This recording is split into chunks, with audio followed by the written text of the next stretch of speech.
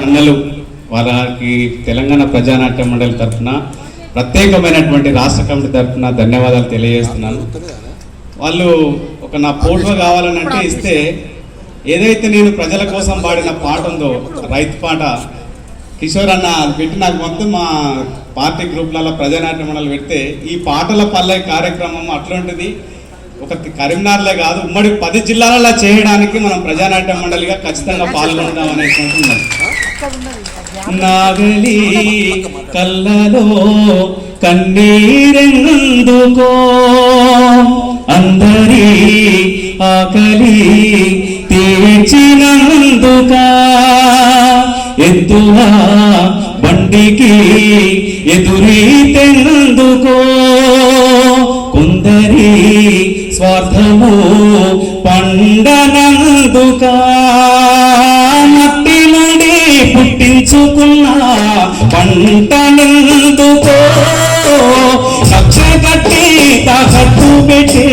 ఈ రాజ్యమెందుకో రాజధాని కళ్ళ ముందే రైతులందరూ కాలుతున్న రాజు ఎవడు ఆపడెందుకో నాగలి కళ్ళలో కన్నీరెందుకో అందరి ఆకలి తీర్చినందుక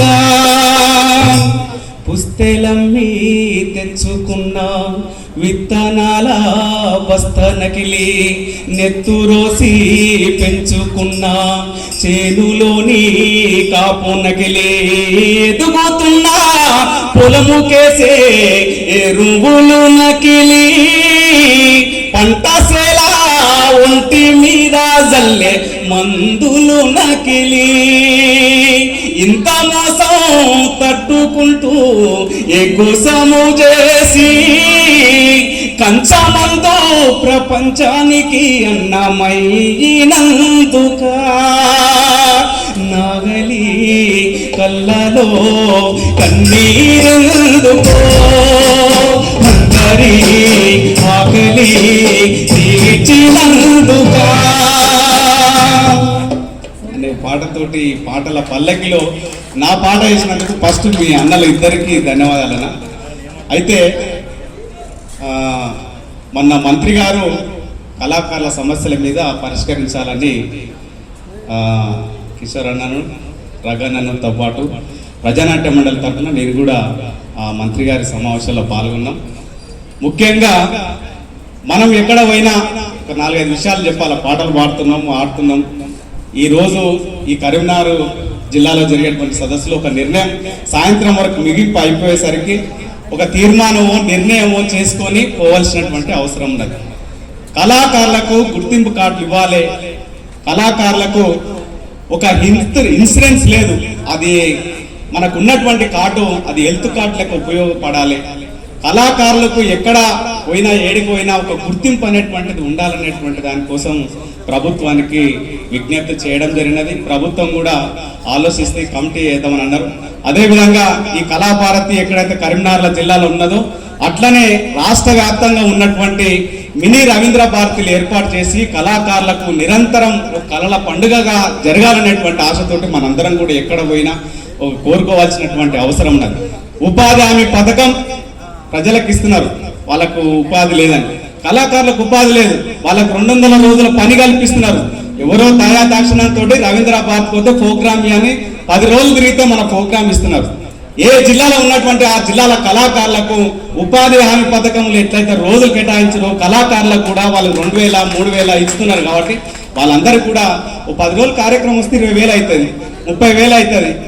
రైతుకు రైతు భరోసా కింద 500 ప్రభుత్వం ఇచ్చినది, వాళ్ళకి ఎకరానికి ఇంత ఇస్తున్నది. కళాకారులకు ఏ విధంగా అయితే జీవో చేస్తారో ఇవ్వాలి, దానికి సంబంధించినటువంటి నిధులు కేటాయించాలనేటువంటి దాంతో అక్కడ ప్రభుత్వానికి మేము కూడా వివరించినాం. మన రఘన్న గారు కూడా అక్కడ ప్రస్తావించారు, నా విషయాన్ని కూడా చెప్పినాం. కాబట్టి మళ్ళీ 30వ తారీఖు నాడు హైదరాబాద్లో పెద్ద సదస్సు నిర్వహిస్తాం, మా అన్నలను కూడా పిలుస్తాం. కళాకారులం ఇంతటితోటి ఇది కార్యక్రమం కాకుండా ముందు చూపు ఉండాలి. నాకు తెలిసి ఎక్కడ కూడా పాట ఓడుకుంటున్నా దాన్ని ఏమంటారు కానీ మామూలుగా అయితే ఇది కూర్తలేదు. ఎక్కడో కాడ నువ్వు అంటే ఇక మనం అలానే ఉన్నావు కాబట్టి నువ్వు ఏమైనా మాట్లాడతావని నన్ను అనొచ్చు, కానీ ఎక్కడో నువ్వు ఊరితే లేస్తలేడండి, తంతనలు లేస్తాడు అనేటువంటి ఒకటి ఆలోచన ఉండాలి. కాబట్టి అది ఆలోచన ఎందుకు చెప్తున్నంటే, పోయిన ప్రభుత్వంలో కళాకారుగా నేను పాట పాడుతానంటే మీకేడ పాటలు వస్తాయి అన్నారు పోయిన గవర్నమెంట్ వాళ్ళు. ఈరోజు మీ సమస్యలు ఎప్పురి మీ సమస్యలు పరిష్కరిస్తామని ఒక మంత్రి గారు వచ్చి మన అందరి కాడికి వచ్చిందంటే ఆ గవర్నమెంట్కి నేను సెల్యూట్ తెలియజేస్తున్నా. ఎందుకంటే మనం పాట పాడుతున్నాం, ఇక 500 మంది మిగతాలకు ఉద్యోగాలు ఎవరిని చెప్పుకుంటారో చెప్పుకోపోరు అని అన్నారు. ఏం చేస్తారో అడిగేటువంటి ప్రశ్న లేదు. కాబట్టి నియోజకవర్గాల స్థాయిలో కళాకారులు ఇప్పుడు ఉన్నటువంటి సారథి కళాకారులది కూడా ఆ ఉద్యోగం అనేటువంటిది ఎటుగా జీతమండి నేనెట్ట బతుకుడండి, కాంట్రాక్టు నౌకరండి కడుపసల నిండదండి, లేవకుండా సాగబతుకుడండి, జీతమండి నేనెట్ట బతుకుడండి, కాంట్రాక్టు నౌకరండి నేనెట్ట బతుకుడండి. అన్న పేరు ఏముండే యశ్పాల్ అన్న చెప్పింది, మాది జీతాలు ఇస్తారని అనుకుంటున్నారు పల్లె నరసింహ, మా జీతాలు కాదు, మాది ఎప్పుడు పోతుందో తెలియదు అని అన్నారు. ఊరికి పోను తీరదు సాగుకు పోను తీరదు, తీరదు సాగుకు పోను తీరదు. అరే పండగ సెలవులు ఉండవు వీక్లీ యాపులు ఉండవు, పండగ సెలవులు ఉండవు వీక్లీ యాపులు ఉండవు. ఊరికి పోవాలి సారు సెలవిమ్మని అడగబోతే రవీంద్రభారత్ తో నేను సెలవు పెడతాను అంటే ఉంటే ఉండు లేకపోతే కూడా వీకుతానంటాడు. ఎటుగాని జీతమండి నేనెట్ట బతుకుడండి, ఎటుగాని జీతమండి నేనెట్ట బతుకుడండి, కాంట్రాక్టు నౌకరండి కడుపసల నిండదండి, కాంట్రాక్టు నౌకరండి కడుపసల నిండదండి. ఈ విషయం ఎందుకు చెప్తున్నంటే వాళ్ళ రాస్తున్నది మన ఉద్యోగాలలో సంబంధించి మనం కోరుతున్నాం ఉద్యోగాలు కావాలని. మనం 500 అన్నాం, ఒక అన్న ఇంకోటి అన్నాడు ఇంకోటి అన్నాడు, మొత్తం కలిసి నియోజకవర్గంలో 3000 ఉద్యోగాల నుంచి 4000 ఉద్యోగాలు ప్రకటించాలని గవర్నమెంట్ కోరాలి. తర్వాత ఇప్పుడు ఇస్తున్నటువంటి పెన్షన్ మనకు ఎట్లా వాళ్ళందరికీ 2000 పెన్షన్ ఇస్తారన్న సంబంధించి. ఎందుకంటే ఈ కళాకారునిగా పెన్షన్ తీసుకోవాలంటే కళాకారుని గుర్తింపు అడుగుతున్నారు. ఏదన్నా పేపర్లు వస్తానో టీవీలలో వస్తానో ఆ కాగితాలు తీసుకురావని రవీంద్ర భరతులు ఆడుతున్నారు. ఈయన గుర్తింపు కావట్లేదు, ఈయన గురించి పేపర్లో రాస్తానికి ఈయన ఏమో పెద్ద ఏం పొడిచిండాయని అంటారు. వేదికల్లో ఇటువంటి వేదికల మీద ఒక ఫోటో తీసుకుపోవాలంటున్నారు. వాళ్లకు సెంట్రల్ గవర్నమెంట్ నుంచి వచ్చేటువంటి నిధులలో 3500 నుంచి 4000 ఇస్తున్నారు. హుజూర్ నగర్లో స్టార్ట్ అయింది.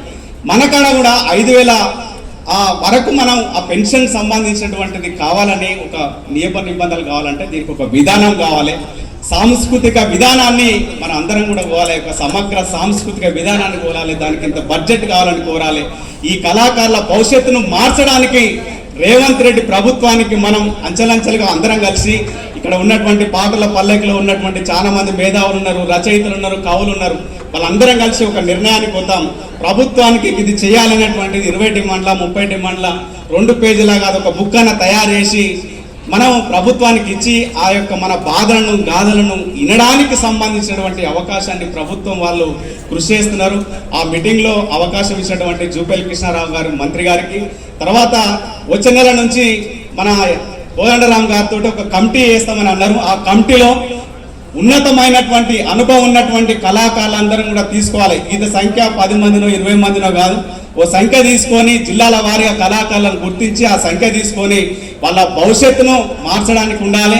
కాబట్టి ఆ సాంస్కృతిక సారథిలో ఉన్నటువంటి కళాకారులు టెంపరీ కాదు, పర్మనెంట్ వాళ్ళని చేయాలి, పర్మనెంట్ కళాకారులుగా మమ్మల్ని కొత్తలను కూడా తీసుకోవాలనేటువంటి దాంతో ఉండాలి.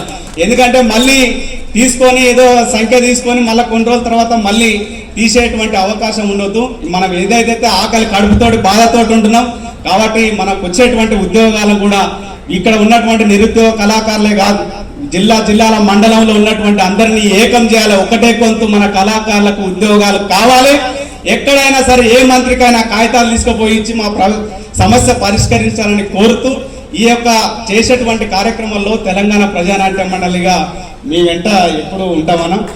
ఇక్కడ మన సమ్మన్న గారు మన ప్రజానాట్య మండలి కరీంనగర్ జిల్లా కార్యదర్శి. ఇక్కడ మేము 23వ తారీఖు నాడు కూడా మిమ్మల్ని చూసి ఒక సదస్సు పెట్టి కలెక్టర్ గారు టైం చేసుకొని అక్కడ ఇలాంటి సమస్యల మీద చేద్దామని ఒక ప్రయత్నంలో ఉన్నాం. మీరు కూడా ఎందుకంటే పాటలు అందరూ పాడుతున్నారు, కొన్ని విషయాలు చెప్పాలనేటువంటి ఆలోచనతో చెప్పినాం. ఎందుకంటే పోయే మూమెంట్లో నాకు ఇచ్చారు, తప్పలేదుగా, అంటే అందరూ ఇంటికి పోయేది కాదు, ఇంటికి పోయే మూమెంట్ కాబట్టి అయినా కానీ మనం ఒక ఎందుకంటే ఏ విషయం అయితే పెట్టుకున్నామో ఆ విషయం సంబంధించినటువంటి దానికోసం ఒక పోరాట మార్గాన్ని ఏర్పాటు చేసుకోవాలి.